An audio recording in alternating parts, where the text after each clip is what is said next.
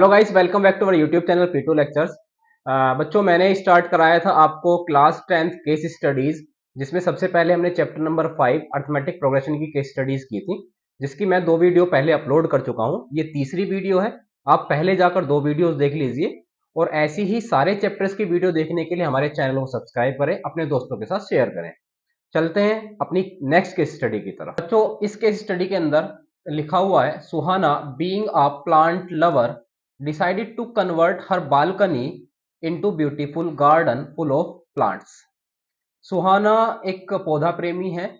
पौधा प्रेमी एक लड़की है जो डिसाइडेड करती है अपनी बालकनी में को एक ब्यूटीफुल गार्डन बनाने के लिए, जिसमें उसे प्लांट्स लगाने, प्लांट से फुल करके। Bought few plants with pots for her balcony। She placed the pots in such a way the number of pots in first row is 2, second row is 5 and third row is 8 and so on। यानी first row में होते हैं 2, second row में होते हैं 5 and third row में होते हैं 8, अगर प्लांट्स को इस तरह से अरेंज करती है। तो बच्चों, आप यहां से देखेंगे कि अगर फर्स्ट में 2 है, सेकंड में 5 है, थर्ड में 8 है, तो यहाँ पे डिफरेंस हमेशा कैसा है? इक्वल है। देखो, फर्स्ट सीरीज में यहाँ पे कितने हैं हमारे पास? 2 हैं। सेकंड में देखेंगे तो कितने हैं? 5 हैं। थर्ड में कितने हैं हमारे पास? 8 है। तो यहाँ से आप देखेंगे जो हमेशा डिफरेंस है वो कितने कितने का डिफरेंस है। यहाँ से यहाँ कितने का डिफरेंस है? 3। यहाँ से यहाँ कितने का डिफरेंस है? 3। तो बेटा, जहां पर 3-3 का डिफरेंस या जहां पर इक्वल डिफरेंस होता है तो वो क्या होती है? एक अर्थमेटिक प्रोग्रेशन होती है। यहाँ पर फर्स्ट सीरीज में फर्स्ट रो में कितने हैं प्लांट है हमारे पास? फर्स्ट रो में A1 इज इक्वल टू है हमारे पास 2 plant and D is equal to difference कितने का है? 3 का प्लांट्स है। आपको निकालना है find the number of pots placed in the 10th row. 10th row में बताना है आपको। और बच्चों ये केस स्टडी 2023 बोर्ड में आई हुई केस स्टडी है। इस तरह की केस स्टडी आगे भी रिपीट ही होंगी। केवल डाटा चेंज हो सकता है, डिजिट चेंज हो सकती है, लेकिन कभी भी क्वेश्चन का फॉर्मेट चेंज नहीं होगा। देखेंगे इसमें निकालना है हमें 10th रो। 10th रो का मतलब है कि 10th रो में कितने प्लांट होंगे। इट मीन्स A10 का फॉर्मूला कितना होता है? A plus 10 minus 1 into D. Now A is equal to है हमारे पास 2, 10 माइनस 1 करेंगे 9, डी इक्वल टू कितना होगा? 3। ये हो जाएगा 2 प्लस के 9 3 हो जाएंगे 27, 27 प्लस 2 करेंगे तो कितने हो जाएंगे? 29। इट मीन जो 10th रो होगी उसके अंदर टोटल 29 प्लांट्स होंगे। चलो देखते हैं नेक्स्ट क्वेश्चन को। नेक्स्ट क्वेश्चन है question number 2। Find the difference in the number of pots placed in fifth row and second row. यानी फिफ्थ रो और सेकंड रो के जो प्लांट्स हैं उन दोनों के बीच कितने का डिफरेंस है वो आपको निकालना है। देखो, सेकंड में अगर आप देखोगे सेकंड रो के अंदर तो पीछे ही दिया हुआ है। तो सेकंड रो को जब आप देखेंगे तो देखो सेकंड रो में कितने प्लांट्स हैं हमारे पास? 5 प्लांट्स हैं। फिफ्थ के लिए आप निकाल लेंगे। फिफ्थ के लिए हम निकाल लेते हैं यहाँ से कि जब आपको निकालना A5 की वैल्यू कितनी होती है? A plus 5 minus 1 into D, या फिर मैं डायरेक्ट ही लिखूंगा तो कितना होगा? ये A प्लस 4D। ठीक है, तो यहाँ से A की वैल्यू कितनी थी हमारे पास? 2 थी, इंटू 4, डी की वैल्यू कितनी थी हमारे पास? 3। तो ये हो जाएगा 2 प्लस के 12 इज इक्वल टू 14। नाउ आपको निकालना क्या? डिफरेंस कितना होगा फिफ्थ रो और सेकंड रो के बीच में। और जो सेकंड रो थी, सेकंड रो में कितने प्लांट थे? सेकंड में अभी देखे हमने 5 थे, तो यहाँ पे डिफरेंस निकालेंगे तो A5 minus A2 is equal to 40 minus 5 is equal to 9। तो फिफ्थ रो और सेकंड रो के बीच कितने का डिफरेंस है? 9 पोर्ट्स का डिफरेंस है। चलते हैं नेक्स्ट क्वेश्चन की तरफ। क्वेश्चन नंबर 3 है, if Suhana bonds place 100 pots in total then find the total number of rows formed in the arrangement. अगर वो टोटल 100 पोर्ट्स को अरेंज करना चाहती है, 100 पोर्ट्स अरेंज करना चाहती है, तो बताओ ऐसी कितनी रोज बनेंगी उसे अरेंज करने के लिए। तो यहाँ पर आपके पास टोटल दे रखा है। इट मीन्स आपको SN गिवन है। SN इक्वल टू कितना है? 100। आपको इस क्वेश्चन के अंदर निकालना पड़ेगा N कितना होगा, यानी कि 100 पोर्ट्स में कितनी हमारे पास नंबर ऑफ रोज बनेंगी। तो 100 क्या होगा यहाँ से? ये 100 दे रखा है हमारे पास SN इज इक्वल टू है हमारे पास 100। A इक्वल टू कितना है हमारे पास? 2। D इक्वल टू कितना है हमारे पास? 3। और यहाँ से आपको N की वैल्यू फाइंड करनी है। चलो रखो, वैल्यू पुट करते हैं और सोल्व करते हैं। SN का फॉर्मूला यहाँ लगेगा N/2, 2A plus N minus 1 into D. Now S N is equal to कितना है 100 है, n by 2। Now 2 into A की वैल्यू कितनी हो गई 2 प्लस n माइनस 1, डी की वैल्यू कितनी है हमारे पास 3। यहाँ 2 की मल्टीप्लाई इधर करेंगे तो ये हो जाएगा 200 is equal to n into 2 2 4 plus 3 की मल्टीप्लाई n में करेंगे तो कितना हो जाएगा ये 3n माइनस 3। नाउ यहाँ से n इंटू 4 - 3 करेंगे तो कितना हो जाएगा 1। ये हो गया 1 plus 3n is equal to 200। Now 200 is equal to n के अंदर मल्टीप्लाई करेंगे तो ये हो जाएगा n प्लस 3n स्क्वायर। और आप क्या करेंगे 200 को राइट हैंड की तरफ लेके आएंगे तो लेफ्ट हैंड पे बचेगा हमारे पास 0। तो ये एक क्वाड्रेटिक इक्वेशन बन जाएगी। जो क्वाड्रेटिक इक्वेशन कैसी है हमारे पास, देखिए एक ये बनेगी क्वाड्रेटिक इक्वेशन, और ये क्वाड्रेटिक इक्वेशन है 3n² प्लस n और minus 200 is equal to 0। Now हमें करने हैं इसके फैक्टर, क्वाड्रेटिक इक्वेशन के फैक्टर करने आप जानते होंगे। तो आप इस क्वेश्चन को स्प्लिटिंग मेथड से करते हैं या फिर इस क्वेश्चन को आप क्वाड्रेटिक मेथड से करेंगे। हमें यहाँ से इसके फैक्टर करने हैं। 3 इंटू 2 करेंगे कितना हो जाएगा 600। 600 कैसे फैक्टर करो कि जो माइनस करके कितना आ जाए हमारे पास 1 आ जाए। तो क्या होंगे फैक्टर 3n² प्लस, देखो 25 इंटू 24 करेंगे तो होंगे 600। 25 में से 24 सब्ट्रैक्ट करेंगे तो कितना बचेगा 1। 3n² प्लस ये होगा 25n माइनस होगा 24n माइनस होगा 200 इज इक्वल टू 0। नाउ इन दोनों में से आप देखेंगे क्या कॉमन है, फर्स्ट और सेकंड टर्म में से n कॉमन है, ये बचेगा यहाँ से 3n और प्लस 25। नाउ यहाँ इन दोनों टर्म्स में से देखेंगे कितना कॉमन है, माइनस का 8 कॉमन है, तो ये बचेगा यहाँ से 3n minus 25 is equal to 0। Now दोनों में आप पूरी लाइन में देखेंगे क्या कॉमन है, 3n प्लस 25 पूरी लाइन्स में से कॉमन है, तो ये हो जाएगा 3n प्लस 25 और दूसरे ब्रैकेट में बचेगा यहाँ से n minus 8 equal to 0। Now जब आप रखेंगे 3n प्लस 25 इक्वल टू 0 तो n की वैल्यू यहाँ से आ जाएगी माइनस 25/3। और आपको पता है नंबर ऑफ प्लांट्स कभी भी माइनस नहीं हो सकते, माइनस में थोड़ी होंगे, या तो क्वांटिटी होती है -1 तो होगी नहीं, +1 +2 +3 कुछ भी हो सकता है, लेकिन माइनस में तो नहीं होगी। तो ये वाले ऑप्शन को आप क्या करेंगे, छोड़ देंगे इस वाले आंसर को। यहाँ से क्या करेंगे n minus 8 equal to 0, so n is equal to कितना हो जाएगा 8।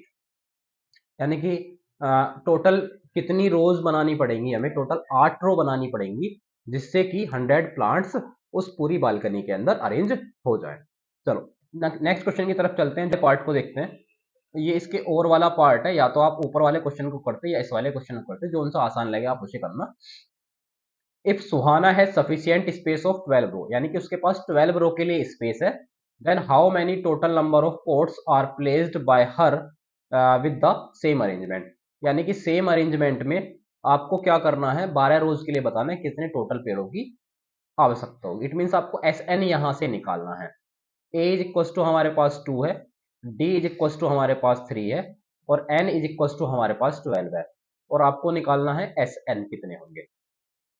S N is equal to formula लगाएंगे आप n by 2 2a plus n minus 1 into D.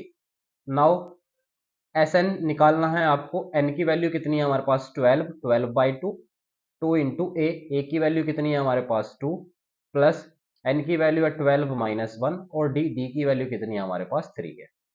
यहाँ से 2 से डिवाइड करेंगे 12 को तो कितना आ जाएगा हमारे पास यहाँ से 6, एंड 2 2 जा कितने हो जाएंगे ये 4, प्लस 12 माइनस 1 करेंगे तो 11 इंटू 3, 11 3 जा कितने हो जाएंगे 33, 6 इंटू ये हो गया 4 प्लस 33, 33 प्लस 4 करेंगे कितना हो गया 37, 6 इंटू 37, 6 7 जा 42, 6 3 जा 18 और 4 222।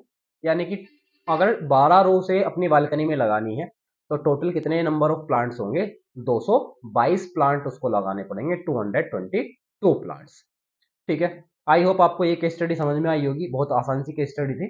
चलते हैं नेक्स्ट केस स्टडी की तरफ, जो एक बहुत अच्छे लेवल की केस स्टडी है, जिसमें आपको केवल सोचना है, नॉर्मल सी चीजें जिसको बेसिक आता है वो इस केस स्टडी को बहुत आसानी से सोल्व कर लेगा। चलो देखते हैं। केस स्टडी नंबर 6 है, a sequence is a order list of numbers A sequence of numbers such that the difference between the consecutive terms is constant is said to be an arithmetic progression। यानी कि एक लगभग definition ही दे रखी है कि अगर constant term का difference same होता है या टर्म्स का डिफरेंस हमेशा कांस्टेंट होता है तो वो क्या होती है, एपी होती है। ठीक है, उसके बाद वो कह रहा है कि number 1, which of the following sequence is an AP. बताइए इसमें से कौन सी सीक्वेंस एपी होगी। एपी के लिए आप जानते हैं कैसे चेक करते हैं कोई सीक्वेंस एपी है। हाँ, आप डिफरेंस चेक करते हैं। सबसे पहले आप क्या देखेंगे, टू टर्म्स का आप डिफरेंस निकालते चले जाओ, अगर जिसमें भी डिफरेंस सेम होगा वही क्या होगा, हमारे पास एपी होगी। देखेंगे 10 और 24 के बीच कितना डिफरेंस है, 14 का। 24 और 39 कितने का डिफरेंस आ गया, 15 का। डिफरेंस क्या हो गया, अलग अलग हो गया, so this is not an AP, तो ये तो एक एपी नहीं होगा। नेक्स्ट देखो 11 और 24 कितने का डिफरेंस है, 13 का। 24 और 39 कितने का डिफरेंस है, 15 का, तो यहाँ भी डिफरेंस अलग हो गया, तो ये भी एपी नहीं होगा। नेक्स्ट चेक कर लो, 10 और 24 का डिफरेंस कितना है, 14। 24 और 38 का डिफरेंस कितना आ गया, फिर से 14। 38 और 52 फिर से डिफरेंस कितना आ गया, 14। इट मीन्स यहाँ पर डिफरेंस कैसा है, हमेशा सेम है। सो हमारा यही क्या होगा, करेक्ट ऑप्शन होगा, C is the correct option. Next देखो जरा, if x y and z are AP then, अगर एक्स वाई जेड तीन नंबर्स हैं जो एपी के अंदर हैं, तो बताइए इनमें से कौन सा ऑप्शन सही होगा। अब आपके पास या तो दो तरीके हैं करने के, आप कोई भी तीन नंबर ऐसे लेट कर लो अपनी तरफ से जो एपी के अंदर हो। 1 2 3 आप ले सकते हैं, जिसमें क्या होते हैं वो भी एपी के अंदर होते हैं, फिर इसमें क्या करो, एक्स वाई जेड की वैल्यू पुटिंग करके दे। एक मेथड तो ये है। ठीक है, इसका बेसिक मेथड मैं बता देता हूँ आपको, किस तरह से होता है ये। आप जानते हैं सेकेंड टर्म यानी तीन नंबर है मेरे पास एक्स वाई जेड, आप डिफरेंस देखते हैं हमेशा सेम रहेगा। y माइनस एक्स, वो डिफरेंस किसके बराबर होगा, z माइनस वाई के इक्वल्स। माइनस का y के पास जाएगा तो कितने हो जाएंगे, y और y हो जाएंगे हमारे पास 2y इक्वल्स टू, z अपने प्लेस पर है, माइनस का x इधर आएगा तो कितना हो जाएगा, प्लस का x। So 2y is equals to कितना हो गया, ये हमारे पास z प्लस एक्स। कौन सा ऑप्शन है ये, ऑप्शन नंबर सी। तो option number C is the correct option for this question. चलते हैं नेक्स्ट क्वेश्चन की तरफ। नेक्स्ट क्वेश्चन है हमारे पास 3 A1 A2 A3 AN are in AP। अगर चार ये नंबर दे रखे हैं हमारे पास A1 A2 A3 dot dot dot AN are in AP, एक AP के अंदर है, then which of the following is true. तो बताना है आपको इसमें से कौन सा सही होगी। कुछ ऑप्शंस दे रखे हैं, हमें वो चेक करना है। ठीक है तो दे रखा है, फर्स्ट है कि A1 प्लस के, A2 प्लस के, A3 प्लस के, AN प्लस के आर इन AP। क्या ये भी एक AP में होंगे या नहीं होंगे। वैसे मैं आपको पहले ही बता देता हूं कि आप किसी भी नंबर के साथ, अगर आप किसी सेम डिजिट को अगर आप किसी एपी के अंदर ऐड करते हैं तो बनने वाली जो नई एपी होगी, नई जो सीरीज होगी वो भी क्या होगी, एक एपी होगी। अगर आप किसी सेम नंबर की मल्टीप्लाई करते हैं तो बनने वाली सीरीज एक नई एपी होगी। अगर आप किसी एपी में सेम नंबर को मल्टीप्लाई करते हैं सारी डिजिट से, तो सारी टर्म्स से, तो जो बनने वाली नई सीरीज होगी वो भी क्या होगी, एक एपी होगी। मैंने आपको ये इसका फॉर्मेट बताया, इसको प्रूफ भी दे देता हूँ कि प्रूफ कैसे होगा। मैं मान लेता हूँ मेरे पास एक एपी है और वो एपी इस तरह की है 2 4 6, यानी कि 2 2 का डिफरेंस है, ये क्या एक एपी होगी। देखो पहला चेक करने के लिए मैं मान लेता हूँ के बराबर कितना 1, कि अगर मैं 1 1 ऐड कर दूं सारी टर्म्स के बीच में तो क्या वो एपी होगी या नहीं, क्योंकि के बराबर क्या मान लिया मैंने, 1 मान लिया। अगर k बराबर 1 मानोगे तो 2 प्लस 1 कितना हो जाएगा, 3। 4 प्लस 1 मानोगे कितना हो गया, 5। 6 प्लस 1 मानोगे कितना हो गया, 7। तो अब चेक करो क्या ये वाली टर्म्स भी क्या एपी में है या नहीं है। देखो 3 और 5 कितने का डिफरेंस है, 2 का। 5 और 7 कितने का डिफरेंस है, 2 का। तो ये भी किस में होंगे, फिर एपी में होंगे, क्योंकि डिफरेंस कैसा है, सेम है। नेक्स्ट देखो जरा, जब सेकंड वाले ऑप्शन का प्रूफ देखोगे, सेकंड टर्म्स को प्रूफ करने के लिए इसमें क्या दे रखा है हमारे पास, के माइनस, यानी कि किसी एक नंबर में से सारी टर्म्स को माइनस करो और उसके बाद चेक करो क्या वो एपी होगा या नहीं होगा। देखो मैं एक नंबर मान लेता हूं, सपोज करो मैंने मान लिया एक नंबर है 10, मैंने माना 10, 10 माइनस 2 करेंगे, क्योंकि यहाँ पे क्या करना है, उस नंबर को माइनस करना है। 10 माइनस 2 करेंगे तो कितना बचेगा, 8। 10 माइनस 4 करेंगे तो कितना बचेगा, 6। 10 माइनस 6 करेंगे तो कितना बचेगा, 4। देखो बच्चों क्या ये एक एपी है, 8 और 6 का डिफरेंस कितना आ रहा है, -2। 6 और 4 का डिफरेंस कितना आ रहा है, -2। है भी तो ये अभी भी एपी ही, केवल डिफरेंस चेंज हो गया, लेकिन रहेगी तो ये अभी भी एपी ही। तो सेकंड भी क्या है, एपी ही है। थर्ड देखो जरा, के ए वन, के ए टू, के ए थ्री, यानी कि अगर आप किसी नंबर की मल्टीप्लाई करते हैं, मैं इसमें टू की मल्टीप्लाई करके आपको दिखा देता हूँ। अगर आप टू फोर सिक्स में टू की मल्टीप्लाई करते हैं तो नंबर कितना बन जाएगा, ये फोर, फोर टू जा कितने हो जाएंगे एट, सिक्स टू जा कितने हो जाएंगे 12। देखो क्या ये अभी भी एपी है? फोर और एट का डिफरेंस कितना है हमारे पास, फोर है। एट और 12 का डिफरेंस कितना है हमारे पास, फोर है। और जब डिफरेंस सेम है तो आप क्या कहेंगे, ये एक एपी है। सो इसका option number D is the correct option, because सारे के सारे ऑप्शन हमारे पास सही हैं, all of these are correct. Next question देखें, question number four, if the nth term n is greater than one, यानी कि nth टर्म एक ऐसी है जो एक से ज्यादा उसके अंदर टर्म्स हैं, यानी वन से ज्यादा टर्म्स हैं, suppose two terms, three terms, four, किसी कितनी भी आप टर्म्स मान सकते हैं। Of an AP is smaller than the first term, यानी कि जो ए एन आपने एक नंबर माना है वो क्या है, फर्स्ट नंबर से छोटा है। तो आपको बताना है what is the nature of its common difference, तो डी का जो नेचर होगा वो कैसा होगा। देखो करने के लिए आप क्या मान लो, एन टर्म मान लो, सपोज करो एक टर्म्स ऐसी है जिसकी ए एन टर्म मान ली मैंने, सपोज करो फोर, थ्री, टू, वन, ये क्या एक एपी है, क्योंकि डिफरेंस कितने का, सब में वन वन का डिफरेंस है।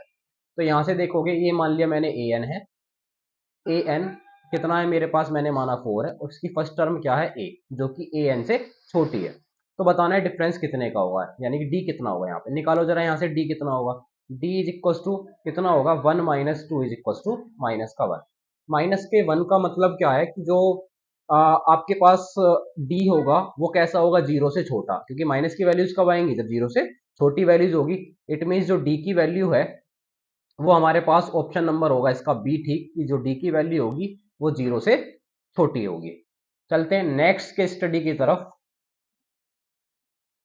बेटा ये केस स्टडी बहुत अच्छी केस स्टडी है, कैलकुलेटिव है थोड़ी लेकिन अच्छी है।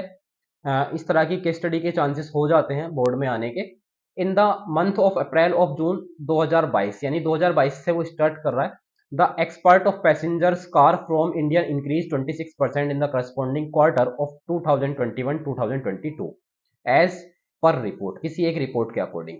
अ car manufacturing company planned to produce 1800 car, जो कार मैन्युफैक्चरिंग की कंपनी है वो 1800 कार्स प्रोड्यूस करती है, कितने में, फोर्थ ईयर में, and 2600 car in eighth year बनाने का प्लान करती है। पूछा है assuming that the production increase uniformly by a fixed number every year. अब उसने बोल दिया यहाँ पे कि जो नंबर ऑफ कार्स हैं वो हमेशा और हमेशा फिक्स नंबर में इंक्रीज होंगी। तो ये कैसी हो गई, एक एपी बन गई। जब ये एपी बनेगी तो इसको अब देखो आगे क्या क्या करना है इसमें। Based on the above information answer the following question. Number one है find the production in first year, यानी कि पहले साल में कितना प्रोडक्शन होगा। चलो आपके पास दे रखा है फोर्थ ईयर, इट मींस आपको दे रखा है ए फोर। यहाँ पे ध्यान से देखिएगा, ए फोर की वैल्यू कितनी है हमारे पास, 1800 है। और दूसरा एट्थ, यानी कि ए एट की जो वैल्यू है वो हमारे पास कितनी है, 2600 है। तो देखो ए फोर को कैसे नोट करते हैं आप, a plus N minus one into d. N बराबर कितना रखोगे, फोर, फोर माइनस वन कितना हो जाएगा, थ्री, यानी कि ये बन जाएगा a plus three d. A plus three d equals to हो जाएंगे 1800। एंड यहाँ पे देखेंगे ए एट को कैसे लिखेंगे, a plus eight minus one, it means ये कितना हो जाएगा, a plus seven d is equals to, ये कितने हो जाएंगे, 2600। यहाँ पे अगर आप दोनों को सब्ट्रैक्ट करते हैं तो ये हो जाएगा a plus three d is equals to 1800। देखो दोनों को सोल्व करो, यहाँ से ए और डी की वैल्यू निकालो। सबसे पहले दोनों को सब्ट्रैक्ट करेंगे तो ये कैंसिल आउट, माइनस करेंगे तो 7d माइनस थ्री डी करेंगे 4d, 2600 माइनस 1800 करेंगे तो ये बचेगा यहाँ पर हमारे पास 800। Now d is equal to, 4 से डिवाइड करेंगे 800 को, 800 divided by 4 is equal to 200। तो यहाँ से हमें पता चल गया कि जो d की वैल्यू है वो कितनी है, 200 है। अगर मैं d की वैल्यू कोई सी भी एक इक्वेशन में पुट करता हूँ, चाहे 1 में या 2 में, तो वहां से मेरे पास किसकी वैल्यू आ जाएगी, ए की वैल्यू आ जाएगी, जो हमें चाहिए, जो हमारे फर्स्ट क्वेश्चन का आंसर है। यानी कि a plus three into d, d की वैल्यू कितनी है हमारे पास, 200, three into 200 is equal to कितना हो गया, 1800। Now A is equal to 1800 minus three two जा सिक्स, कितना हो जाएगा ये 600। ए इज इक्व टू 1800 में से 600 जाएंगे तो ये आ जाएगा मेरे पास 1200। तो आपको पता चला यहाँ से कि फर्स्ट ईयर में जो वो कार बनाएगा, जो अकॉर्डिंग टू रिपोर्ट, वो कितनी बनेंगी, 1200 कार्स बनेंगी फर्स्ट ईयर में। जो डिफरेंस रहेगा वो हर साल 200 कार्स इंक्रीज करता जाएगा। ये है uniform increase of rate of car. चलते हैं नेक्स्ट क्वेश्चन की तरफ, देखते हैं सेकंड क्वेश्चन में क्या पूछा है। बेटा सेकंड क्वेश्चन में आपसे पूछा है find the production in 12th year. 12वें साल में कितनी कारें वो प्रोड्यूस्ड करेगा, कितना प्रोडक्शन होगा। आपको निकालना है यहाँ से A12 की वैल्यू कितनी होती है, A प्लस के 11D, A plus n minus one into D. तो 12 की जगह कितना हो जाएगा, n माइनस वन करेंगे 11। A की वैल्यू कितनी थी हमारे पास 1200, हमने अभी निकाली है पीछे। 11 इंटू डी की वैल्यू कितनी है बेटा 200। यहाँ पे आप इसे सोल्व करेंगे तो 1200 प्लस के 11 टू जा कितने हो गए 2200। नाउ दिस इज 3400, यानी 3400 कार्स होंगी 12 ईयर में। नेक्स्ट है third, find the total production in first 10 years. यानी कि पहले 10 सालों में आपको निकालना है टोटल कितनी कार का प्रोडक्शन होगा। यानी कि आपको फाइंड करना है यहाँ पर S N is equals to कितना दे रखा है हमारे पास फर्स्ट 10 ईयर, यानी कि ये क्या हो दे रखा है हमारे पास, एन बराबर दे रखा है 10। एस एन की वैल्यू निकाल लो। जब एस एन की वैल्यू निकालोगे तो formula n by two A plus N minus one into D. Now S N यानी कि आपको निकालना है S10, एन की जगह आ गया 10/2, 2 इंटू ए की वैल्यू कितनी है हमने भी पीछे देखी 1200 है, plus 10 minus one into D बराबर कितना था हमारे पास 200। नाउ 2 से डिवाइड करेंगे 10 को तो कितना आ जाएगा 5, 12 टू जा कितने हो जाएंगे 2400, 10 माइनस वन करेंगे तो कितना हो जाएगा 9 इंटू 200। ठीक है, 5 इंटू यहाँ से 2400 प्लस के 9 टू जा कितने हो जाएंगे 1800। 2400 प्लस 1800 अगर आप प्लस करते हैं दोनों को तो ये हो जाएगा यहाँ से 5 इंटू 2400 और 1800, ये हो जाएंगे 4200, यानी 4200। क्लियर, आप 5 के मल्टीप्लाई कर लो, आपके पास वही क्या आ जाएगा, आंसर आ जाएगा 0 5 टू जा 10, 5 4 जा 20 और 1, यानी कि ये हो जाएंगे 21,000। यानी कि पहले 10 साल में 2022 से लेके जो पहले 10 साल होंगे उसमें टोटल 21,000 कारों का प्रोडक्शन हो चुका होगा। यही इस क्वेश्चन का आंसर है, 10 साल में 21,000 कार का प्रोडक्शन कर लेगा। चल, आई होप बच्चों आपने एंजॉय किया होगा, ये केस स्टडी आपको समझ आई होंगी। और ये कुछ ऐसी केस स्टडी मैंने आपको कराई है जो बोर्ड के पॉइंट ऑफ व्यू से इम्पोर्टेंट है, जो कि आपके प्री बोर्ड में भी आएंगी। अगर आपको हमारी वीडियोस पसंद आई हो तो अपने दोस्तों के साथ शेयर जरूर करें, लाइक करें, शेयर करें, सब्सक्राइब करें। Thanks for watching our video. मिलते हैं नेक्स्ट वीडियो में नेक्स्ट केस स्टडी के साथ, जो होगी किसी एक अलग चैप्टर की।